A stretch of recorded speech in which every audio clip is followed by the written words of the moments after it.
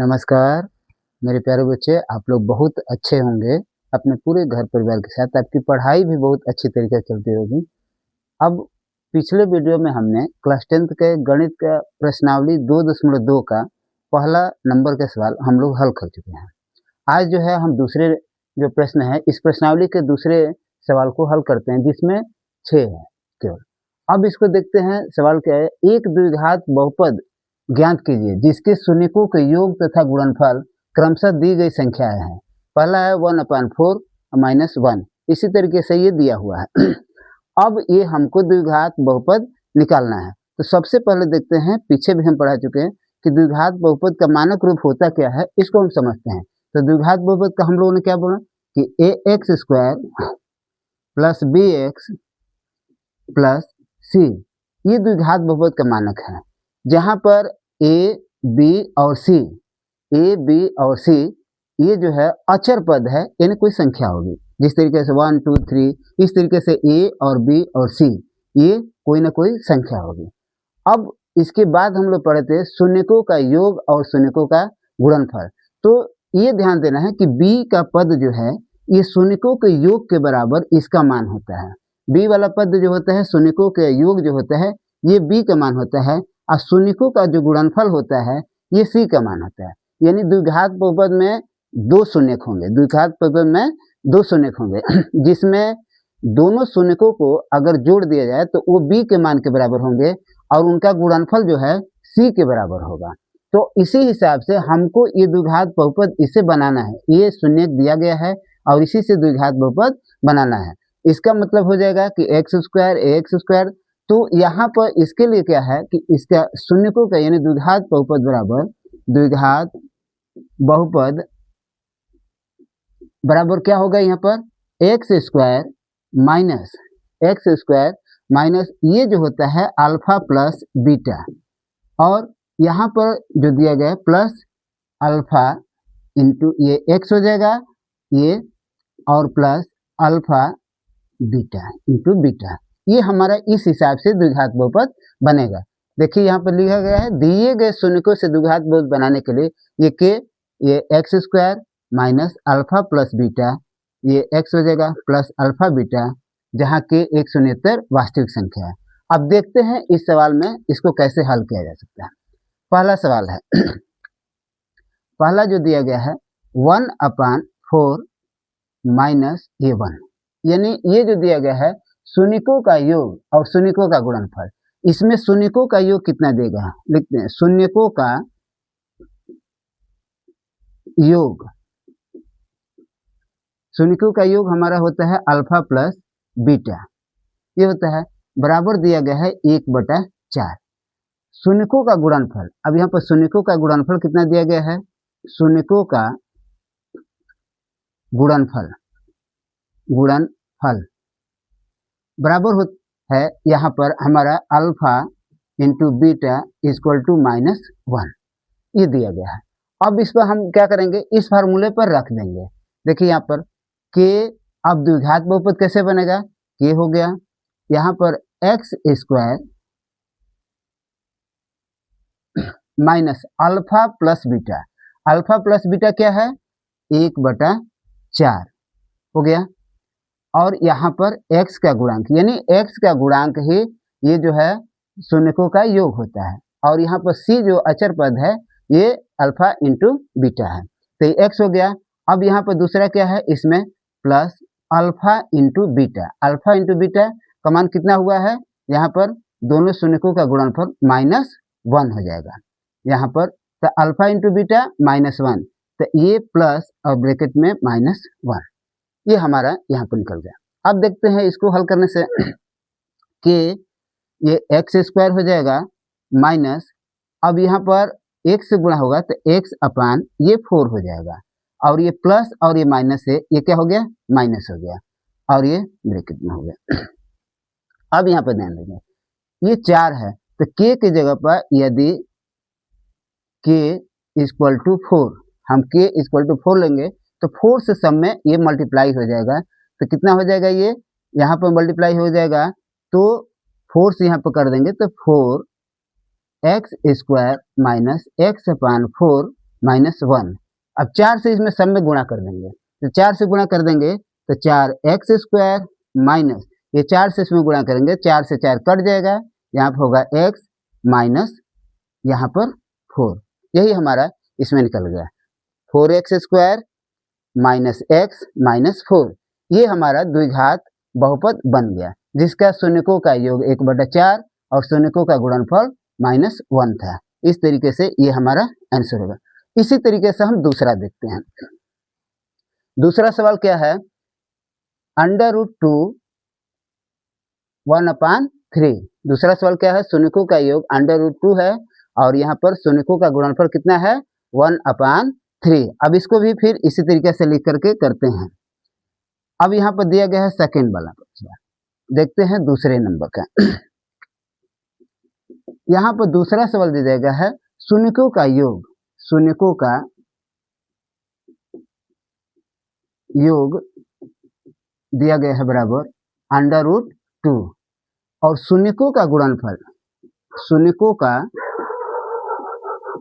गुणनफल, शून्यकों का गुणनफल दिया गया है यहाँ पर 1/3।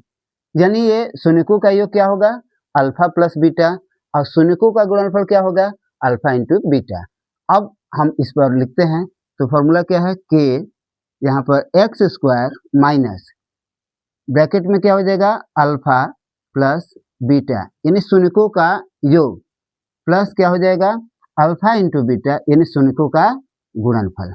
इसी पर इसको हम रख देंगे, तो x² हो गया k हो गया x² minus alpha plus beta यानी शून्यकों का योग, तो ये हो जाएगा √2 यहाँ पर x हो गया प्लस अल्फा इंटू बीटा यानी 1/3। ये हमारा केवल इसी पर रख देंगे तो हो जाएगा। अब k का मान हो जाएगा x² माइनस ये √2 में x होगा तो √2x हो गया प्लस 1/3, ये हो गया। अब k का मान यहाँ पर 3 है तो 3 ले सकते हैं, 3 से सब में मल्टीप्लाई करना है तो k 3। तब क्या लिखेंगे k के जगह पर 3 हम कर देंगे तो यहाँ पर हो जाएगा 3 यहाँ ब्रैकेट में x² माइनस √2x प्लस 1/3। अब 3 से सब में गुणा करेंगे तो ये बराबर हो जाएगा 3x² माइनस ये 3 से इसमें करेंगे तो 3√2x प्लस 3 से 3 कट जाएगा तो यहाँ पर क्या बचेगा 1। यही हमारा ये अगला आंसर हो गया 3x² माइनस 3√2x प्लस 1। ये दूसरा हमारा निकल गया। सीधे से इस पर रख देना है अल्फा प्लस बीटा यानी x का गुणांक जो है शून्यकों का योग होता है और c जो होता है ये जो अक्षर पद है उसके जगह पर शून्यकों का गुणनफल का मान लिख देंगे तो हमारा हो जाता है। k जो है एक शून्येतर संख्या है जहाँ पर जो भिन्न में बटा में आता है एक ऐसा कॉमन से गुणा कर देते हैं कि ये सब में सम्मिलित हो, जो भिन्न वाला कट जाए ये पूरा। इस तरीके से दूसरा का हमारा हो गया द्विघात बहुपद 3x² माइनस 3√2x प्लस 1। इस तरीके से अब हम तीसरा सवाल देखते हैं वो कैसे होगा। तीसरे सवाल जो है शून्यकों का योग जो है 0 है, शून्यकों का योग यानी अल्फा प्लस बीटा का मान 0 है। शून्यकों का योग कितना है alpha plus beta equal to 0 और शून्यकों का गुणनफल alpha into beta equal to क्या है √5 है। फिर हम उसी हिसाब से लिखेंगे कि हम द्विघात बहुपद कैसे बनेगा, तो k यहाँ बड़ा कोष्ठक में x² minus alpha plus beta ये प्लस अल्फा इंटू बीटा हो गया। ये हमारा एक बन गया संख्या, इसी पर हम ये मान रख देंगे तो हमारा द्विघात बहुपद बन जाएगा। तो k हो गया x² minus alpha plus beta यानी 0 है प्लस यहाँ पर और यहाँ पर x रहेगा x plus alpha into beta का मान √5 है। ये हो गया। तो k यहाँ पर दिया गया है x² माइनस ये 0 से x में करेंगे तो ये क्या हो जाएगा 0 हो जाएगा और प्लस √5 हो गया। ये दोनों का मान निकल गया, तो यानी 0 हो गया और √5 हो गया। अब के का मान के लिए हम 1 से ही मल्टीप्लाई कर देंगे तो बराबर, या हम लिख सकते हैं के एक्स स्क्वायर, ये -0 यानी 0 है, तो यहाँ पर के एक्स स्क्वायर हो गया और केवल इसमें ये प्लस है तो प्लस √5 हो गया। के का मान 1 रखेंगे तो ये निकल जाएगा के इक्वल टू 1, तो 1 से गुणा करेंगे तो यही हो जाएगा एक्स स्क्वायर प्लस √5। ये हमारा हो गया ये दूसरे का, यहाँ पर तीसरे सवाल का ये द्विघात बहुपद हो गया, ये द्विघात बहुपद हो गया। तो इसी तरीके से द्विघात बहुपद ज्ञात करना है, तो ये तीसरे नंबर का जिसका शून्यांकों का योग क्या है, इसमें 0 और गुणनफल जो है √5 है, उसका मान हमने निकाल लिया। अब अगला देखते हैं चौथा नंबर। चौथा नंबर में शून्यकों का योग 1 दिया गया है और शून्यकों का गुणनफल फिर 1 दिया है, दोनों का मान 1 है। उसको भी हम कैसे निकालते हैं इसको भी देखते हैं। यहाँ पर उसी तरीके से ये तीसरा सवाल लिखेंगे, ये हमारा हो गया चौथा नंबर। शून्यकों का योग जो है अल्फा प्लस बीटा का मान 1 है और फिर ये शून्यकों का गुणनफल अल्फा इंटू बीटा का भी मान 1 है, दोनों का मान 1 है। तो फिर उसी फार्मूले पर इसको हल कर देंगे। अब देखते हैं कि यहाँ पर एक्स स्क्वायर माइनस ये दोनों दिए गए हैं अल्फा प्लस बीटा एक्स का गुणांक है प्लस अल्फा इंटू बीटा, ये हो गया ये शून्यकों का योग और ये है शून्यकों का गुणनफल। अब इसको हल करेंगे कि x square minus alpha plus beta का भी मान 1 है, ये हो गया इसका एक्स गुणांक है प्लस अल्फा इंटू बीटा का भी मान 1 है। अब के यहाँ पर हो जाएगा एक्स स्क्वायर माइनस, यहाँ पर 1 में x से करेंगे मल्टीप्लाई तो 1 ही होगा, ये x होगा तो यहाँ पर x हो गया प्लस 1 हो गया।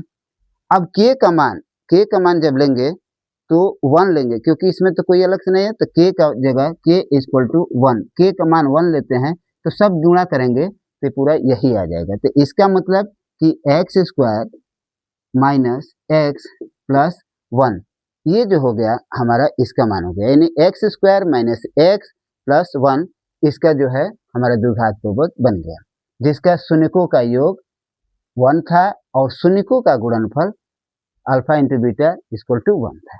तो ये भी हमारा मान निकल गया। अब देखते हैं पांचवा नंबर सवाल कैसे होता है, उसको भी इसी तरीके से फॉर्मूला पर रखेंगे, इसको भी आसानी तरीके से रख देंगे, अल्फा प्लस बीटा का मान और अल्फा इंटू बीटा का मान रख देंगे। अब देखते हैं अगला नंबर। अगला नंबर क्या है, शून्यकों का योग जो है -1/4 है और शून्यकों का गुणनफल 1/4 है। अब उसका मान कैसे लिखते हैं, फिर लिखेंगे शून्यकों का योग, शून्यकों का ये कौन सा नंबर सवाल है, 5वां। शून्यकों का योग alpha plus beta equal to दिया गया है -1/4 और शून्यकों का गुणनफल, शून्यकों का गुणनफल alpha into beta equal to 1/4 दोनों दिया गया है। फिर इसके बनाने वाले सूत्र, बहुपद बनाने वाले सूत्र पर हम इसका मान रख देंगे, तो के x square minus alpha plus beta x हो जाएगा प्लस अल्फा इंटू बीटा, बस इसी पर रख देंगे शून्यकों का योग और यहाँ पर शून्यकों का गुणनफल, हमारा ये द्विघात बहुपद बन जाएगा। अब देखते हैं के x square minus alpha plus beta का मान है -1/4, x plus alpha into beta का मान 1/4, इसको मान में केवल मान रख दिया गया। अब इसको देखते हैं के एक्स स्क्वायर, ये जो माइनस इससे मल्टीप्लाई होगा तो ब्रैकेट में एक्स माइनस मैंने x/4 हो जाएगा, ये माइनस रहेगा, x से मल्टीप्लाई होगा तो x/4 होगा, ये बाहर माइनस है, प्लस 1/4। अब इसे माइनस से ब्रैकेट हटाएंगे तो हो जाएगा के एक्स स्क्वायर, ये माइनस से जब ब्रैकेट हटेगा तो ये क्या हो जाएगा, प्लस हो जाएगा। तो यहाँ पर एक्स स्क्वायर प्लस एक्स अपान 4 प्लस 1 अपान 4। अब यहाँ पर के का वैल्यू क्या लेंगे, 4 ले लेंगे, 4 से गुणा कर देंगे तो के इक्वल टू 4। तो यहाँ पर 4 से मल्टीप्लाई करेंगे तो 4, यहाँ पर देखेंगे एक्स स्क्वायर प्लस एक्स अपान 4 प्लस 1 अपान 4। अब आगे यहाँ पर देखते हैं 4 से मल्टीप्लाई होगा तो एक्स स्क्वायर में 4 से मल्टीप्लाई हो जाएगा तो 4x स्क्वायर हो जाएगा, 4x स्क्वायर हो जाएगा, प्लस इस 4 से x अपान 4 में मल्टीप्लाई होगा तो 4 से 4 ये कट जाएगा, बचेगा x बचेगा, x हो गया, प्लस 1 अपान 4 से 4 में होगा तो ये फिर 4 कट जाएगा, बचेगा 1 बचेगा। तो यहाँ पर क्या बच गया, 1 बचेगा। तो यहाँ पर ये क्या हो गया, 4x square plus x plus 1, ये हमारा द्विघात बहुपद बन गया, जिसके शून्यकों का योग -1 अपान 4 और शून्यकों का गुणनफल 1 अपान 4 था, उसका ये द्विघात बहुपद बन गया। अब इस प्रकार से अब देखते हैं लास्ट में छठवां सवाल, जिसका शून्यकों का योग और शून्यकों का गुणनफल दिया गया है। इसको हम हल कैसे करते हैं, एक ही फॉर्मूला है, सीधे इसी फॉर्मूला पर हम रख देंगे तो ये भी हमारा सवाल पूरा कंप्लीट हो जाएगा। अब देखते हैं यहाँ पर भी इसको भी शून्यकों का इसमें योगफल कितना दिया गया है। शून्यकों का योगफल यहाँ पर alpha plus beta equal to 4 दिया गया है, और शून्यकों का गुणनफल alpha into beta equal to 1 दिया गया है। शून्यकों का गुणनफल 1 और शून्यकों का योगफल 4 दिया गया है। अब इसी तरीके से फॉर्मूला में लिख देंगे इसको, के एक्स स्क्वायर माइनस यहाँ पर alpha in plus beta, x का गुणांक है प्लस अल्फा इंटू बीटा, ये हमारा हो गया। अब इसी पे इसको रख देंगे, के हो गया x square minus alpha plus beta कितना है, 4 है, यहाँ पर अल्फा प्लस बीटा 4 है, यहाँ पर 4 लिख देंगे, और यहाँ पर एक्स गुणांक इसका है प्लस अल्फा इंटू बीटा यहाँ पर 1 है, ये हमारा हो गया। तो यहाँ पे लिखेंगे के एक्स स्क्वायर, ये हो जाएगा माइनस 4x प्लस 1, यहाँ पर ये दोनों दिए गए हैं। अब यहाँ पर k का मान 1 लेंगे, k का मान 1, k इक्वल टू 1, अपान में कुछ नहीं है तो यहाँ पर 1 ले लेंगे, तो 1 लेंगे तो यहाँ पर हो जाएगा 1 से मल्टीप्लाई करेंगे तो सीधे यही होगा, इसलिए x square minus 4x plus 1, ये हमारा इसका समीकरण यानी द्विघात बहुपद इसका बन गया, जिसका शून्यकों का योग 4 और शून्यकों का गुणनफल अल्फा इंटू बीटा 1 है। तो इस तरीके से हम अगर शून्यकों का योग और शून्यकों का गुणनफल दिया हुआ है तो हम इसको बना सकते हैं। अब उसमें दूसरा ये फार्मूला भी है कि के x square minus alpha plus beta plus alpha into beta, इसका मतलब पहले हम लोग कि शून्यकों का योग जो होता है, जो इसका मानक रूप हम लोग पहले पढ़े थे कि a x square plus b x plus c में जो ये पद है, यहाँ पर इसका जो होता है मानक पद क्या होता है, b का शून्यकों का योगफल होता है, और ये वाला शून्यकों का गुणनफल होता है। इसका जिस तरह से शून्यकों का हम लोग योगफल लिखे थे, शून्यकों का योगफल alpha plus beta equal to, हम लोगों ने फार्मूला पिछले में दिया था कि माइनस बी अपान क्या होता है, ए होता है, बी अपन माइनस बी अपन ए। तो ये अल्फा प्लस बीटा, ये जो माइनस है यही यहाँ पर ये माइनस लग रहा है, जो अल्फा प्लस बीटा का मान माइनस में यहाँ पर लिखा जा रहा है, ये माइनस जो है इसी माइनस से है, प्लस अल्फा प्लस बीटा का जो मान होगा हम रख देंगे, इसका अंदर में मान वो आ जाएगा हमारा। तो इस तरीके से हम इस प्रश्नावली का इस वीडियो में, इसके पहले वाले वीडियो में पूरे सवाल को हम लोगों ने हल कर दिया। उम्मीद है कि आप लोग इसे समझ गए होंगे, और एग्जाम की भी दृष्टि से ये इसमें से प्रश्न आते हैं, और जो अगर वीडियो अच्छा लगता है तो आप लाइक ज़रूर करें, मुझे पूर्ण विश्वास है कि लाइक भी करेंगे, शेयर भी करेंगे, और मेरे चैनल को सब्सक्राइब भी करेंगे, और धन्यवाद।